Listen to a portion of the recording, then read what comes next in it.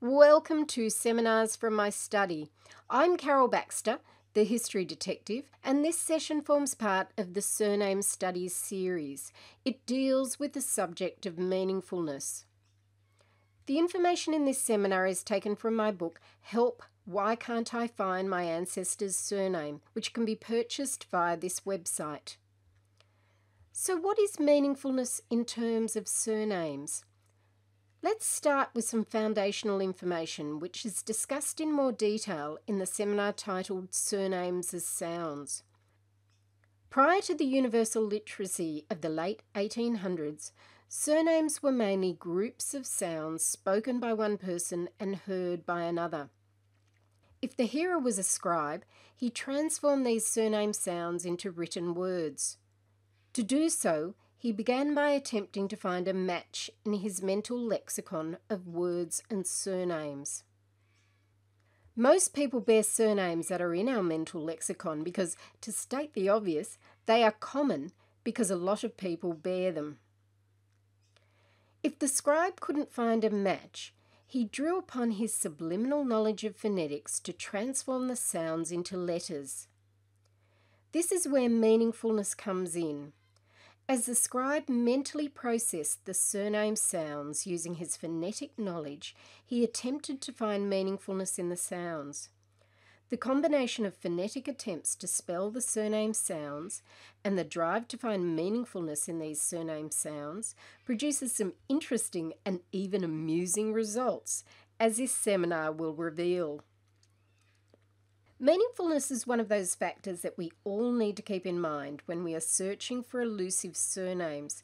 We also need to remember that what is meaningful to some people will be different to what is meaningful to others. I'm sure this lady would hear anything even remotely like Mo as Mo. Examples of different types of meaningful surnames are provided in this online seminar. These are taken from the Biographical Database of Australia, a database of linked entries relating to individuals living in Australia prior to the year 1900. All of the surname examples discussed in this seminar are extracted from the linked entries relating to British and Irish convicts who were transported in the late 1700s and early 1800s. The scribes who were recording the surnames were also British and Irish convicts. This means that the surname examples used in this online seminar, and in the help book of course, reflect the attempts by British and Irish scribes to interpret what were mainly British and Irish surnames. Most family historians don't succeed in tracing their ancestry back before the year 1750, so the late 1700s is a critical stumbling block. Often the problem is that the person came from a different and unknown place. However, on many occasions, it is simply because the surname itself was written differently. As the scribes foraged in their mental lexicons to find a match with the surname sounds they were hearing, they were not just searching a surname lexicon. They were searching for anything in their word lexicon that matched. The most likely word they would stumble upon was a homophone, meaning something that sounds the same but has a different spelling. Here are some examples. One scribe might pull the surname Rhodes from his mental lexicon of surnames. Another might think of the spelling of the Greek island, which is the same. And a third might think of the common organ ROADS when he attempted to find meaningfulness in this group of spoken sounds. Of course, these days, many of us would think of the Rhodes spelling because of Rhodes scholars. However, this usage only dates from the year 1901. Another example of what is almost a homophone is Winwood and Windwood. Variants that provide locational direction are common in the database. Other examples include Eslin, Eastland, and Wesley, Westley. All three variant pairs also reflect the inclusion or omission of silent letters, as shown in the following slides. We have NW versus NDW, with what is effectively a silent D, And we have SL versus STL with a silent T. Silent letters can create big problems for surname searches. In the help book, the information about silent letters is scattered throughout the text because it is discussed in the sections relating to each relevant letter and vowel sound. So I have created a silent letters online seminar, which brings the important information together in a single seminar. The examples in the following slides show meaningful transformations that affect the beginning of surnames. Sound and spelling changes at the start of surnames create the greatest problems for surname searchers for reasons discussed in the seminar titled Surname Beginnings. In this particular attempt to generate meaningfulness, the scribe transforms Armitage into Hermitage. Not only is Hermitage a meaningful variant, it reflects an important change in surname beginnings, the switch between word initial vowels and H, which is discussed further in the Surname Beginnings seminar. In this example, the scribe transforms clean into the meaningful word clean. These variants reflect another important issue that is discussed in the Surnames as Sounds seminar, that some letters in the English alphabet have no sound in their own right, but instead sound like other letters.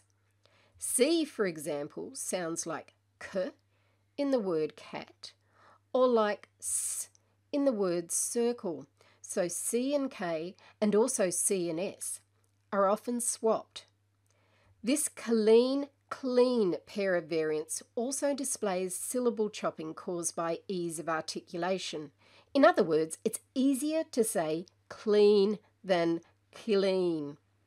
Syllable chopping is discussed further in the Surname Beginnings seminar. A decade ago, I wrote and self-published a family history, and among the people I researched was a man named Martin Hyland. Descendants had been unable to find his entry in the 1828 census. However, I found his surname under the spelling Ireland. I felt very clever when I found that. When I was searching the BDA database to find surname examples, I also found Hyland written as Island. These examples of meaningfulness again show the exchange between H and a vowel at the start of surnames. They also show the influence of silent letters, which are discussed further in the Silent Letters seminar. Look at these three spelling variants of the surname pronounced Guinea. When I saw them, it seemed obvious to me that a variant would be spelt Guinea. The guinea was a common British coin at that time, although these convicts might only have possessed them as a result of their thieving expeditions. Moreover, there are places with this name in Africa and the Pacific, although we can't expect the scribes of the time to have known that. And there are animals as well, including the guinea pig and the guinea fowl. In fact, it's almost surprising that there were spellings other than the phonetic Ginny and the coin, place, animal Guinea, which is a reminder to us to keep an open mind when looking for surnames.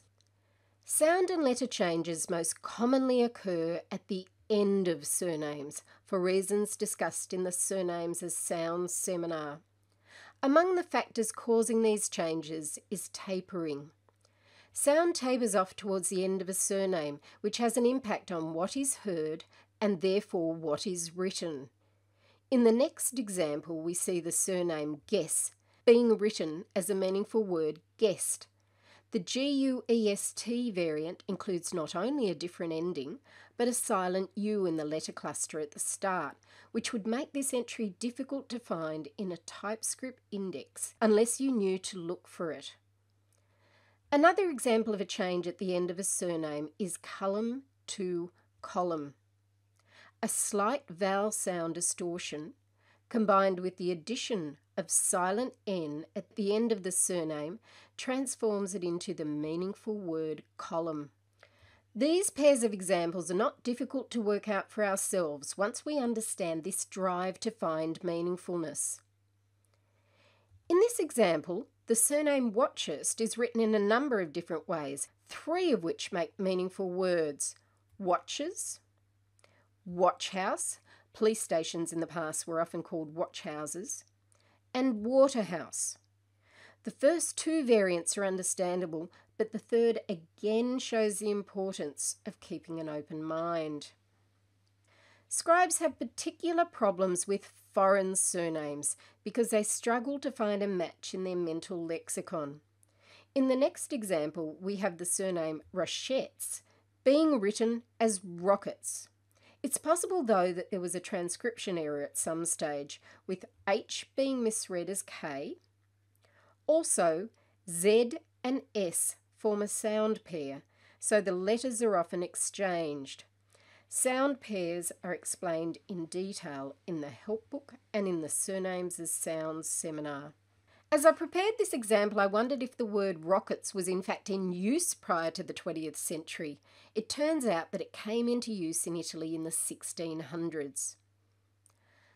Sometimes meaningfulness is seen in variants that reflect place names. We find Hague, H-A-I-G-H, being written as Hague, H-A-G-U-E, which resembles the spelling of the place name and also of the word vague. The word final H in H-A-I-G-H and the word final UE in H-A-G-U-E are silent, so these variants form homophones. We also have Kemp, written as Kent. This shows the effects of ease of articulation and sound tapering, as well as the drive to find meaningfulness. Both of these sets of variants are fairly obvious examples when we know what to look out for. More complicated examples are seen in Houseland, written as Hounslow. Hounslow Heath was once the well-known thieving ground of England's highwaymen. Another less obvious example is Brenwick to Brecknock, the latter being a county in Wales. In this instance, only the bookends BRE and CK remain the same, although this wildcard search would pick up both variants. Sometimes a meaningful interpretation changes one meaningful word to another. This is seen in Berwick to Barrack. Meaningful interpretations also generate other proper nouns, as shown in Monday, being written as Monday. This is also seen in Cubit, being written as Cupid. This pair of variants also includes 2 sound pair changes, B to P and T to D. As mentioned before, sound pairs are discussed in the online seminar titled Surnames as Sounds.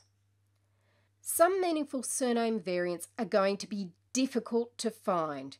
In fact, the only reason I found the following examples was because of the linking strategies I use while processing entries for the Biographical Database of Australia.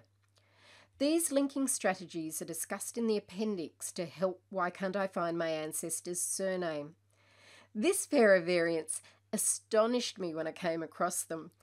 The same individual was recorded as Valavoise and as Well Advice.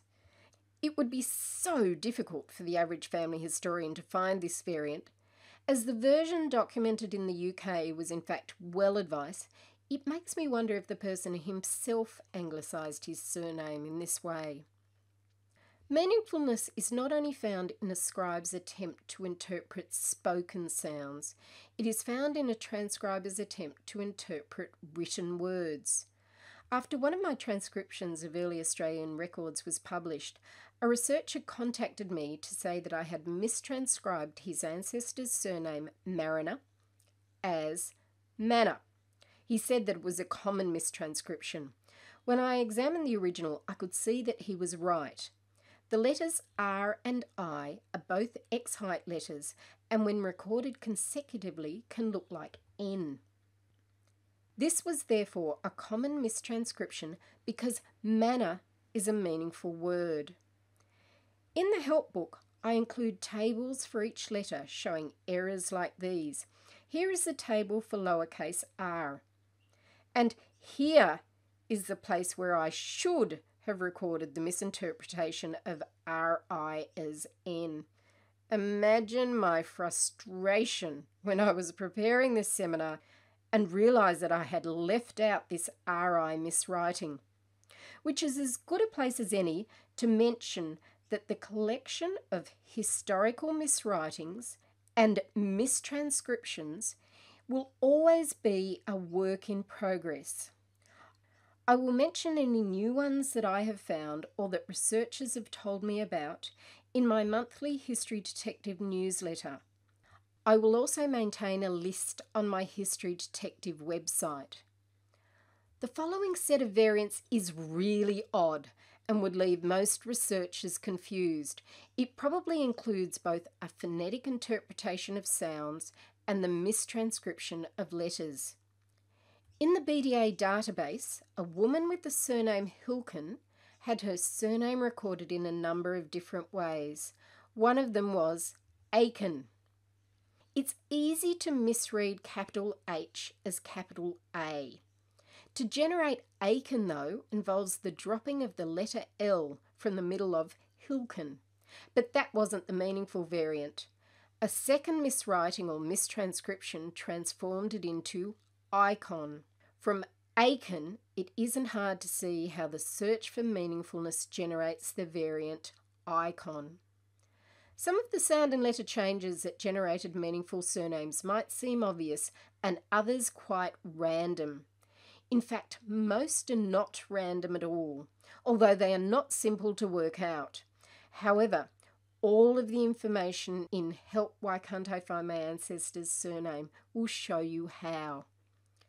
If you subscribe to the free email History Detective newsletter, you will receive each month a variety of useful information, including tips on researching, writing, printing or publishing, details of forthcoming publications, and discount offers. I hope that you've found this online seminar helpful. Until next time, I bid you farewell and happy surname hunting.